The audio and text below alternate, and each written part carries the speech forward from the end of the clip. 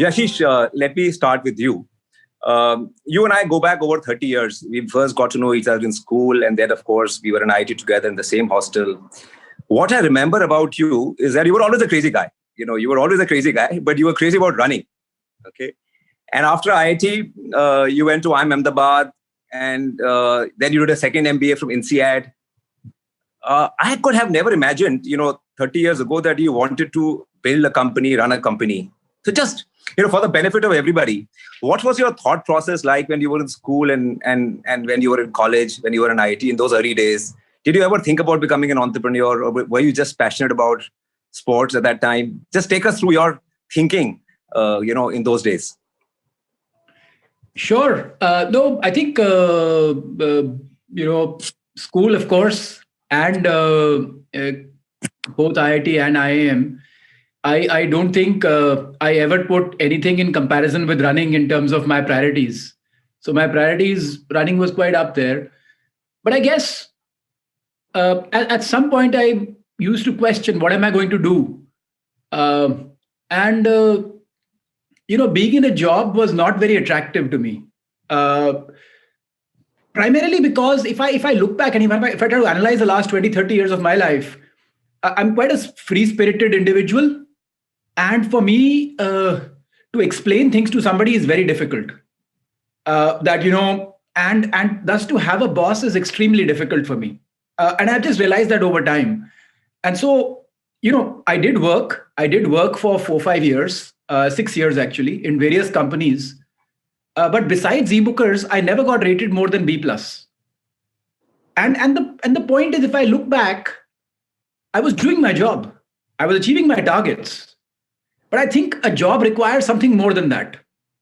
It doesn't just expect you to get stuff done, And so at some point I realized that was not, just not going to work out, because none of my bosses were like extremely happy with me, despite the fact that I was achieving the targets, right? I think the second part was, things happen. And I think after e-bookers, there was this team and, PolicyBazaar idea came along, and then you guys were there to support. So I think things happened somewhere. I don't think it was a planned thing that, I'm going to become an entrepreneur. It just happened. And yes, as you perhaps know by now, when things happen, I don't give up on them very easily. So, I put in the effort when things happen. So, when the opportunity came along, and I'm otherwise quite a risk-averse person. So understand, I didn't like bosses, but I liked the salary.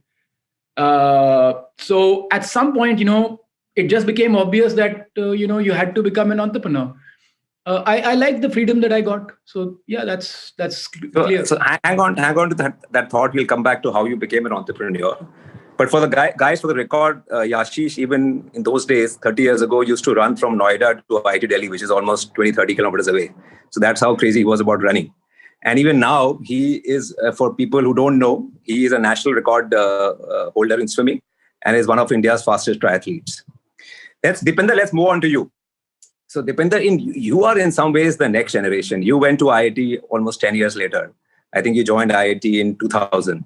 And your journey is also a little different. You didn't grow up in Delhi. You grew up in Muktsar, which is a small town in Punjab. And then you went to Chandigarh. And then you went to IIT. And then again, you worked for a few years with Bain Consulting and then decided to turn entrepreneur. So again, just sort of take us through how you sort of, what was your thinking at that time when you were in school in Muktsar? Did you want to get into IIT? Did you work hard to get into IIT? And then what happened? How did life change? How did you end up becoming an entrepreneur? So I'll say that first of all, there was no big plan around anything that actually happened.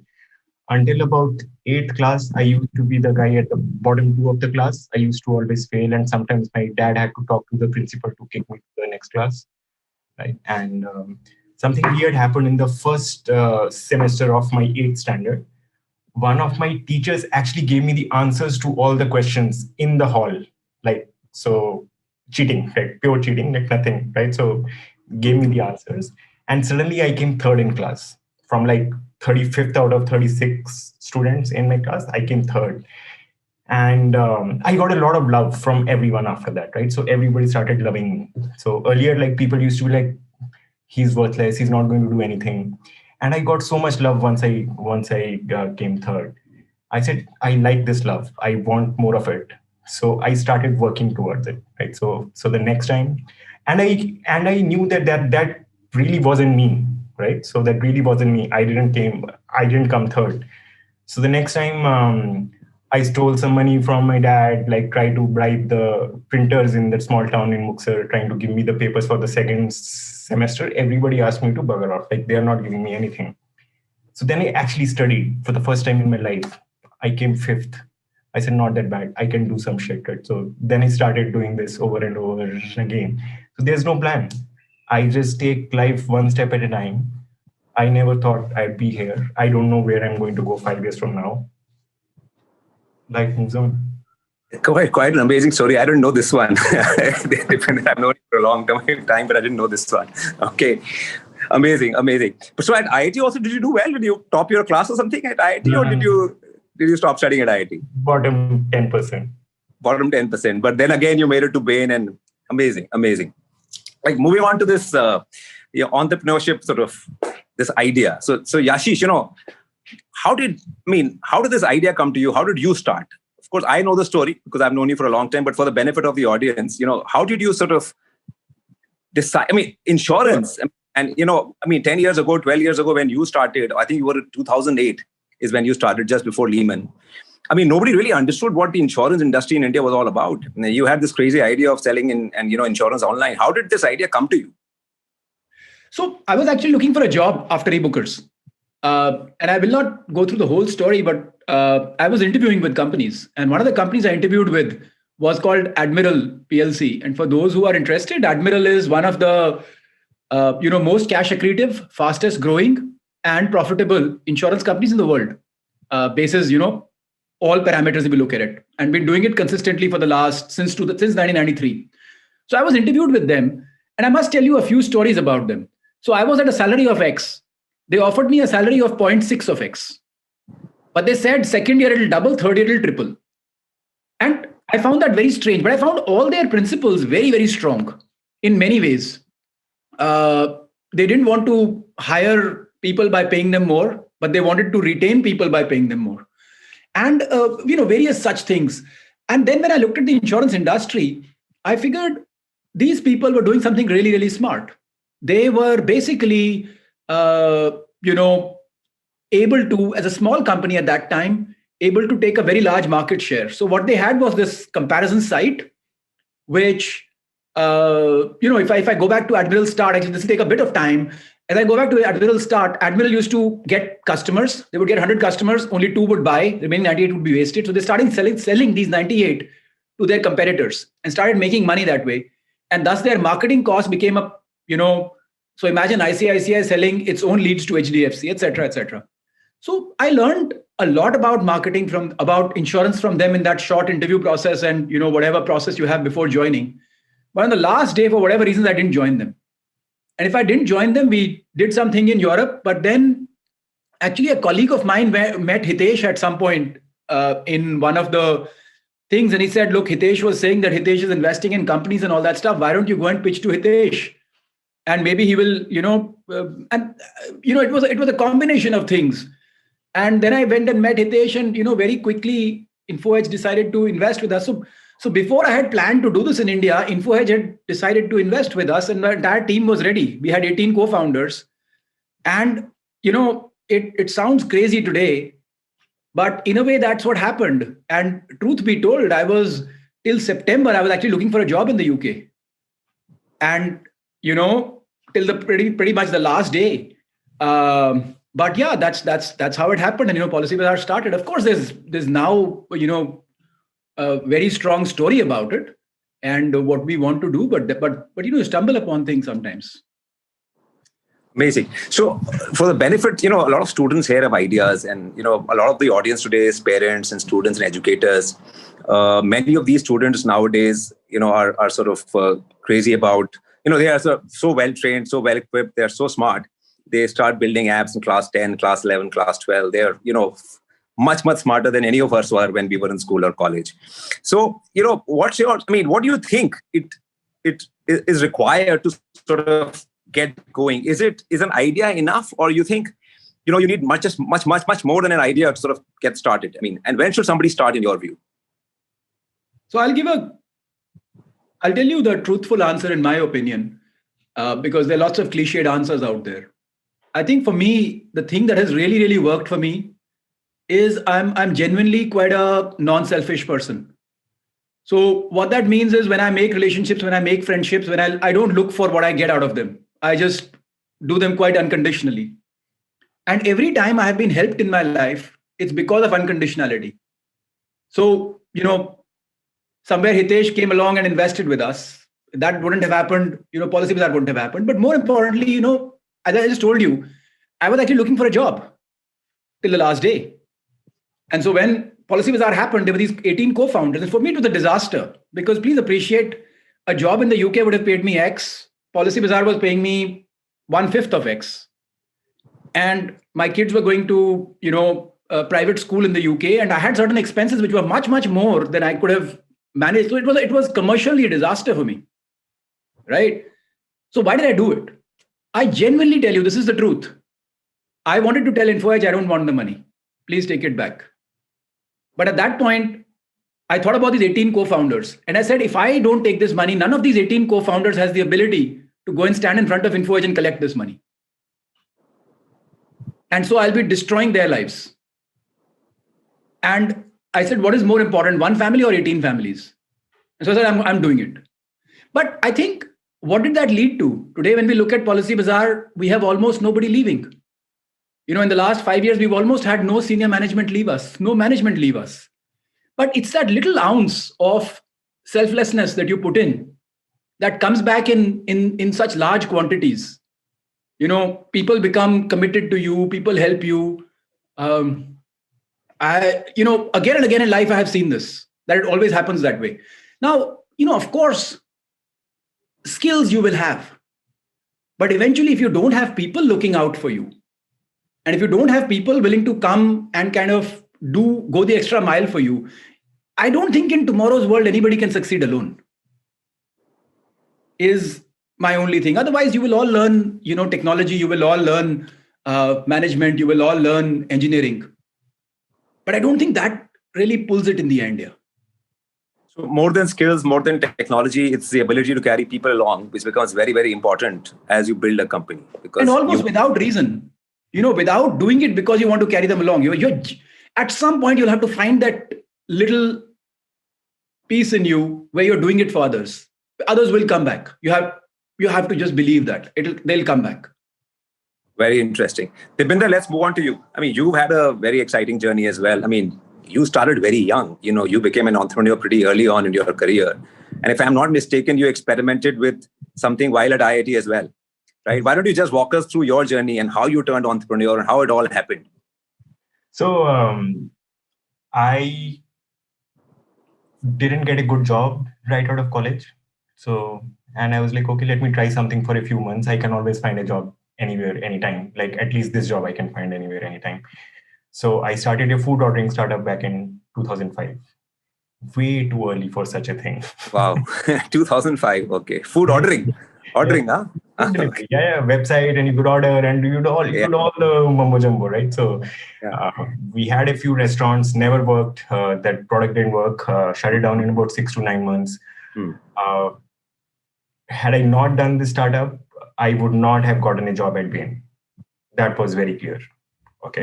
So I got a job at Bain because I had this with me. That's why I got a job at Bain. I spent 4 years there. In the middle of it, it just clicked to me that what I was doing back then, I can actually do it in a different way. I don't need to enable online ordering of food. I just need to put scan menus and give people the phone numbers, and then they will order food by themselves. Like in hindsight, sometimes low tech is better tech, right? You don't have to be high tech to be better tech, right? So it was a very low tech answer, and it worked really well for the times. And then, every couple of years, we were doing something new and different and bigger, and finally we are where we are. So That's I, I remember when I met you, you were actually, Zomato was actually called Foodie Bay. Yeah. Right? Yeah, and you were sort of taking these menus and putting them online. And what you told me at that time was that, at your office at lunchtime, you have people sort of always running around trying to find those pamphlets to get the phone number of Domino's or all the sort of fast food places they used to order from. And you had this insight, listen, if I put all this stuff online, they don't have to keep looking around, searching for these, pamphlets every now and then. That's how Foodie Bay, and which is now Zomato, was born. Yep. So see, but it was not a singular experience of a eureka, right? Yeah, this is it. I had those 6 months. I could actually connect the dots, and I could connect the dots after 4 years of leaving that behind me and then being at Bain. So life just happened after that. Amazing. And it's very interesting that you say that you didn't get a great job on campus, but you got your job at Bain because you did a startup, right?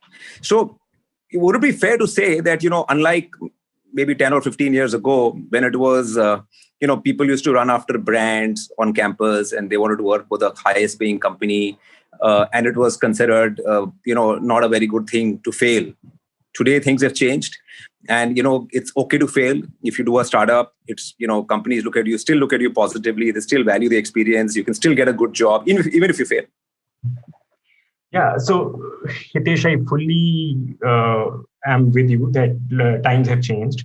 But there's also this thing I heard about in Star Trek, which is that universal law is for lackeys. Context is for kings, right?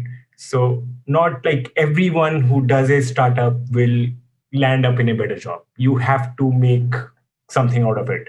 You have to become a better person. You have to become a more balanced person. You have to learn from your failures. That's when people will actually appreciate you when you look for a better job. Otherwise, people are going to do you a dump when we are not even going to actually interview you.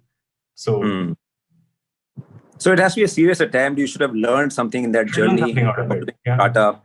And that learning should show in your interview when you sort of interview with whoever you're interviewing, right? You should, and that's when people age 5 years every single year you're doing a startup, right? If you're not aging 5 years, 5 to 1, you're not spending your time well at a startup. So basically what you're saying is if you do a serious startup, in every 1 year, you actually end up gaining 4 or 5 years experience. Yeah. Right? Tell me, so do you in your company today hire people who failed as entrepreneurs? Do you sort of actively look for them, or do you not sort of? We do actively look for them, but I think so that is definitely filter. Like we look for ex founders, but when we actually interview them, we look for like how much ego have they lost? Do they still have some ego left, or are they really grounded people? Like they can learn anything, they can basically unlearn everything. So those are the people we really value.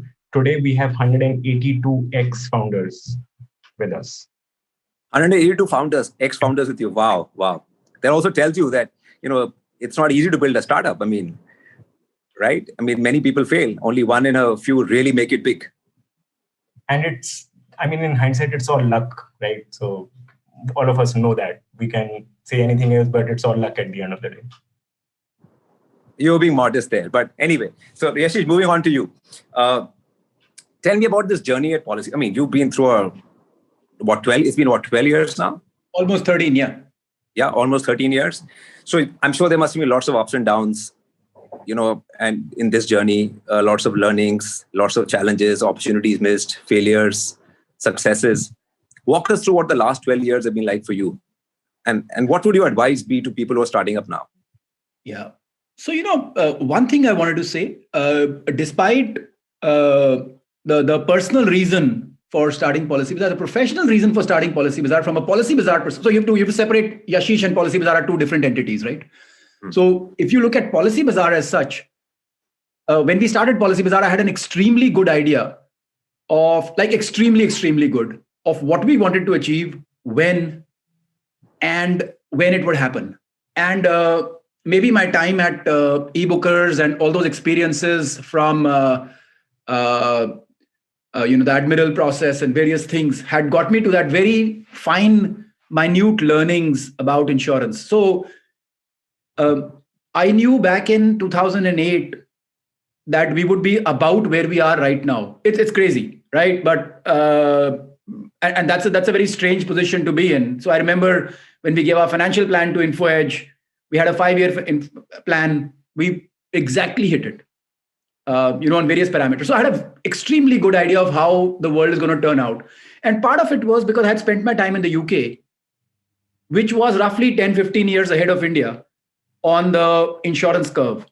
And so I was pretty much sitting in 2022 looking backwards at 2008. So I had an extremely strong idea. But that said, surprises did come all the time. We had various regulatory surprises. We had various business surprises. But I would say compared to most other businesses I have seen, I have almost had a boring sense of, I say boring because eventually it's boring, right? If you know what's going to happen next, imagine if your entire life was kind of written out for you. This is what's going to happen tomorrow. This is what's going to happen day after. This is what's going to happen the day after. And it just played out that way in blocks of 2 years. Then that starts to become boring, right? But so PolicyBazaar from that perspective has almost been a, boring layout where over the 12 years, you've pretty much every 2 years done exactly what you thought you would do 12 years ago. Of course, how to scale up has been, interesting. But from that perspective, and it continues to be boring. Like I have a very good idea of what PolicyBazaar is going to do in the next 5 years, in the next 7-8 years. But it continues to be like boring, right? Because you go to the board meeting, you already know all the answers. There isn't too much coming in.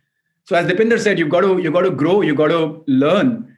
A lot of that gets challenged, it starts to become boring. But yeah, it is still doing well and it still continues to grow. And I think it'll achieve what it has to. But I think that comes from a very fine understanding of how the insurance industry plays out. So, I think I was privileged to have that at the very beginning. No, I remember that first presentation you made to us, and many things have actually turned out like you said they would at that time. And you had the foresight. It came from back in 2008. When you look back, who could have said that the largest of insurance? What did I come in with? I said the entire life insurance industry is largely a hoax. Who could have imagined that then? A little kid saying the entire industry is a hoax. And it's playing out exactly that way. Now people are saying, yeah, it is a hoax. But, it takes a long time for that to happen. And but do you think it's a good... You need support, you need all those things. But there were times when, so look, this would be incorrect in some ways, because if I look at, let's say the 4,000 days that we've spent in PolicyBazaar, there would be 1,000 when we felt we won't survive. And there would be maybe 2,000 when we felt elated that we were on top of the world. And there would be 1,000 normal days. So I think that happens. But you've got to kind of live those ups and downs. But, as one general said during the Iraq war, he said, you've got tactical things, you've got strategic things. From a strategic perspective, nothing's changing. Anything you would have done differently on hindsight? See, that's again the amazing part, Hitesh. That's again, I honestly mean that. As I look back, every step was just perfect. Every step was just perfect. Of course, if I look back, I might have diluted less. I might have, we've raised a lot of capital, but then I might have chosen some of my team members to be more futuristic than what was right at that stage. So had I thought 2 years ahead and hired people who would have been useful to us 2 years from now, I think that is something I could have done. But then again, people change. And the same people, if they are able to do the work. So I can't think of too many things I would have done different. I would probably handle the regulator a little differently. But, that's my style. You know me. So I have to be straightforward. And I have been straightforward with them. Eventually, some of them can swallow it. Some of them can't swallow it. But maybe as I'm learning from a lot of younger entrepreneurs on how they handle regulation, etc., maybe I could have, been a little more smart on that front. Deepinder, you've had quite a journey. I've seen your journey very, very closely, and you've had a topsy-turvy ride. I mean, you did a lot of bold things. And then, of course, you went internationally. You were one of the first Indian companies to go international in a very, very aggressive way. And then you had to literally pivot your business and move from restaurant reviews to, food ordering and food delivery. And you did that very, very successfully. So just walk us through your journey. How have the last 10 or 12 years been like? How did you take those decisions? What have you learned along the way? What were your successes and failures like? So, Hitesh, I think one of the strongest points of the company we built is that we are very okay with sunk cost. Like, even if we've done something for 6 years, 10 years, and if it doesn't make sense anymore, we can actually can it and move on the next day, right? So, and we can build something new. So I think that's been and we've done so many things, right? We've actually started so many things, we've scaled so many things, we have actually shut down so many things as well. And everything has led to the next one, right? And it's all been a journey. I don't think that we would have done what we're doing right now without doing everything that we did in the past, even if those things cease to exist right now. So I think that's been our biggest strength. No, absolutely. And, Zomato sounds like, every day is like day one still. Mm-hmm. So Zomato. Yesterday is a moot point now, right? I mean, it's gone. Now you have today and the future. What do you do with it? And you are still as motivated and as energized you were on when you started Zomato, even after more 10 or 12 years of going through this? More. More. Okay. You want to do even more. Okay. Great. So Yashish, like I said, there are so many students watching, and many of these students are in school, and there are lots of questions also out there. People want to know, what should I study? Should I do engineering? Should I do biology? Should I do biotech? What is the future? Kya karna chahiye? When should I start? What should I do? What should I not do? What would your advice to students be today? I mean, you also have kids, I'm sure, and you also sort of have a sense of what's happening in the world around us. What would you advise students who are in school and college today? See, you can do. I'll give both the professional advice type and the personal advice type. So anything which is tech oriented, which can go global, is where the future will lie. I believe whatever can move to digital, whatever can move across the globe very fast, whatever can transform a particular industry. So eventually you need to get deep insights about industries. Now, the second thing I would say is, don't get limited to technology. I would say go into some industries so you can identify. I wouldn't have understood if I didn't have the job from Admiral. I would have never understood insurance.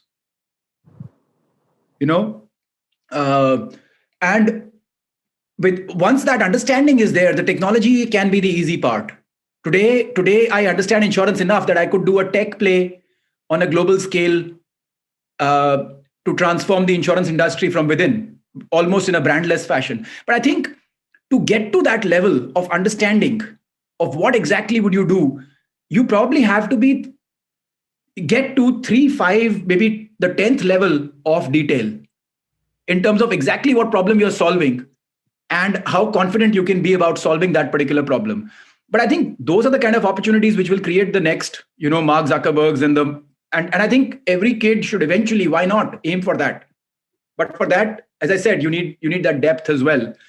On a personal piece, I've met a lot of people, and they see me running and they see me all these things, and a lot of people have commented on two things. One is, throughout the race, I always look tired. Second part is, I don't slow down and I don't stop. I think the second is the biggest strength any person can ever have. If you don't give up, you will win. There are only two ways, right? You either lose, or I would say you either give up or you win. There is no third way. All losers in the world are people who give up. So, and be sure of yourself. Be sure of yourself. I remember I met one classmate of ours, both Hitesh and mine, long ago. They had just sold a large company, Party Gaming, and the person had $1 billion or something, or whatever, maybe a little less than that, pretty much in their bank. But I still remember that conversation. It wasn't like if, it was like when I am in that state. The point I'm trying to make is, be confident in your goals, whatever they are. Be absolutely confident in your goals. And you will definitely achieve them. I don't know anybody who has stated a goal, lived to that goal, and who's not achieved it. I don't know anybody. The point is, yeah, of course, that doesn't mean just having a goal and not doing anything about it. So you're saying have a goal, stick to it, work hard, have deep insights on what you're trying to do, what problem you're trying to solve. And, if you are at it for long enough, you'll ultimately make it.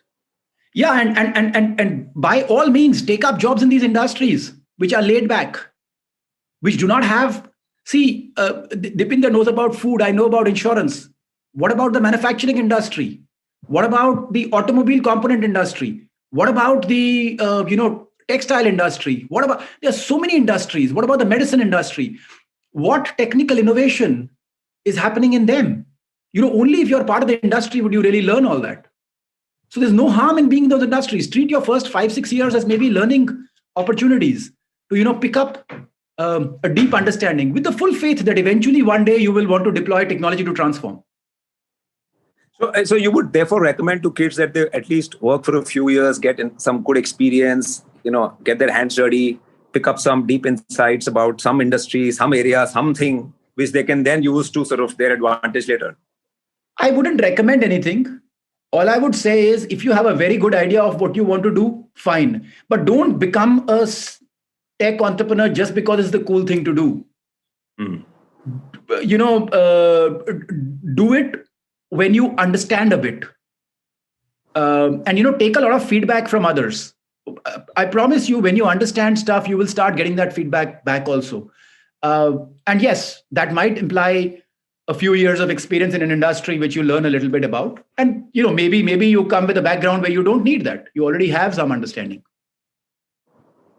Great. Deepinder, what would your advice be to students today? I mean, what do you think they should be studying? Should they be spending so much money on college? Should they be starting young? Should they get work for a while before they get into something?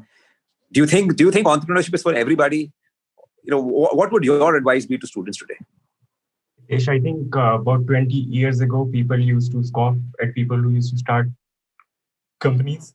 Now it's gone the other way around. Everybody wants to start a company.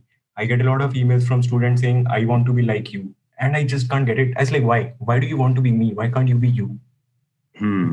If you like to paint, please go and paint. If you like to sing, please go and sing. Do what you really want to do. Do what makes you feel free. Right? Starting a company for me was not about making money. It was about freedom, right? And like every founder eventually starts a company only because they want to feel free. That's it. Money is the byproduct of everything.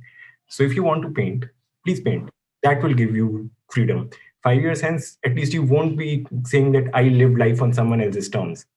You have to live life on your own terms. And you should define what your life should look like, not me. I shouldn't define what your life should look like, irrespective of what I've done in my life. That's my advice. Right. So do anything, chill. Don't take fantastic. Pressure. But is there a mantra for success according to you? Just like Yashish gave his mantra, what would your mantra for success be? So again, I'll bring you back to 10 plus 1, 10 plus 2.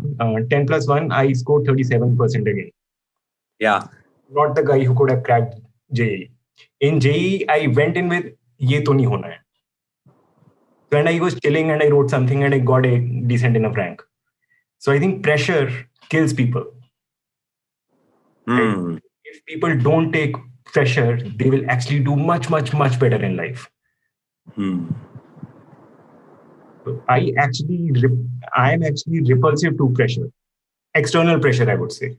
Internal pressure, I would set my own shit and I would go for it. External pressure, I just can't handle it. But there's so much pressure from society, from parents, from mera bachcha IIT mein ho gaya, mera bachcha yahan ja raha hai. My friend is going here. He's got 99%. You take the newspaper today. I mean, it's impossible to get into Delhi University if you don't get 98%. I mean, so what do you do in a situation like this? Then why is even Delhi University important? But you're saying throw them out, right? Yeah, Yashish? I think that's a very important one that, Deepinder just mentioned. Every time you have to do what you believe in. If you follow somebody else's path, see, all of us went to IIT, but if we look back at our own batchmates, not everybody has become a success, right? And not everybody achieves that. Now, and the reason is many people just get into the rat race, maybe because of, that is just the only thing to do. And they somewhere forget about their own passion. And because they do that, they don't excel. And eventually you have to follow, what you are good at. You can't do what somebody else is good at, and I think that applies to everything. Of course, you look at it everywhere. You see success from everywhere. And second thing I would mention, this is, just something I wanted to mention because there's so many young people.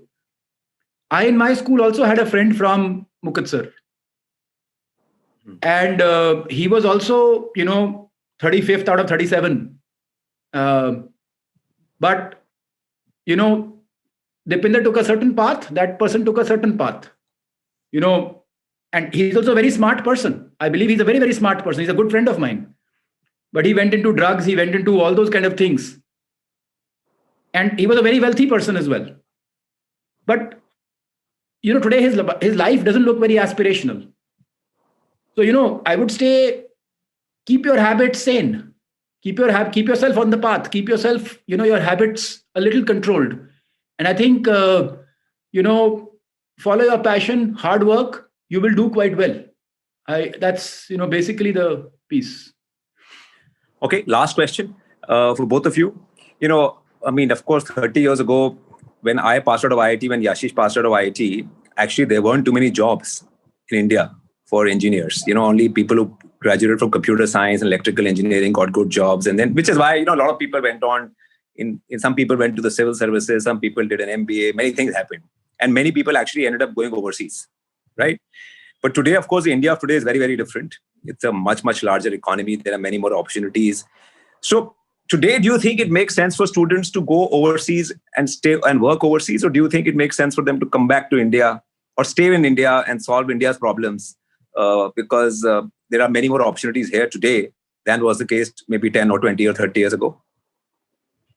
So if I go first at it, my view is the opportunities are in India. There's no doubt about it. The opportunities are in India. India is a growing economy. And I think 10, 20 years from now, the total quantum of economy that will be added to India will be much higher than the quantum of economy added pretty much anywhere in the world. That's number one. Number two, why does international help? You get a perspective of what's going on in the rest of the world. I could not have done PolicyBazaar if I had not been in the UK. I did it in India, but basis what I learned in the UK and basis what I learned in so many other countries. Of course, that is not for everyone, but for me, being abroad was an eye-opener. It taught me how Italians are different from Spanish. How, I used to, when I was at IIT, we used to think, many of us used to think, Indians are very good in mathematics. But then why do the Italians make the Ferraris? They're also, engineering wonders, right? How do the Germans make such beautiful cars? How do the French make such beautiful wine? How do the Italians again make, the yachts that they make? The point I'm getting at is there is a world out there and there is no harm spending time if you get the opportunity to learn about the world. We don't have to be in a hurry to deliver. It's a long life ahead. So that's the other thing I believe, right? We've got 40, 80-year-old year careers. We are very young. We don't have to be in a rush. We can absorb a lot before we start acting. But yeah. Deepinder, your take on that? My take is that India everywhere has its pros and cons. Comes down to what you really want in life. If you have the kind of clarity of thought to know what you really want in life, you will make the right choices. But these are different things. Like going to the US, staying here, they're very different things. And I think at a different life stage of someone, different things also sometimes make sense. So maybe now is the right time to stay in India for that person and later go to the US and vice versa. But do you think there are enough opportunities for tech people in India now to do stuff, to build things from scratch? Absolutely. You can do anything. So, and I mean, back then, even when we started, every everybody used to tell us, market nahi hai, TAM nahi hai, this nahi hai, wo nahi hai, right? So eventually things fell in place, and if you stay at it, things might take 3 years longer to get there, but they will get there. And you have a lifetime. You don't want to build 7 companies, 10 companies in one lifetime. You should just build one great one. I think that's a lot more than 7 good ones. You know, a private equity friend of mine told me some time back that there are today maybe 20, 30 unicorns in India. But given the rate at which the Indian economy is growing, it's only a matter of time. In the next 10 years, he won't be surprised if there are 250 unicorns out of India. Maybe 25 of them have already been funded, but maybe 200 of them are still sort of to come. You know, maybe 25 already work in process, but another 200 are still to come. So that's the size of the opportunity, I guess, we are looking at in India over the next 10 or 15 years. So on that note, guys, thank you so much once again for taking the time out on a Sunday evening. I think I really enjoyed my conversation. I got to know things I didn't know about the two of you earlier. So it's a great. I mean, we were able to do this on Zoom and not over a glass of beer as we would have otherwise. So once again, thank you so much. I hope everybody else enjoyed the evening as well. Thanks. Thank you, Hitesh.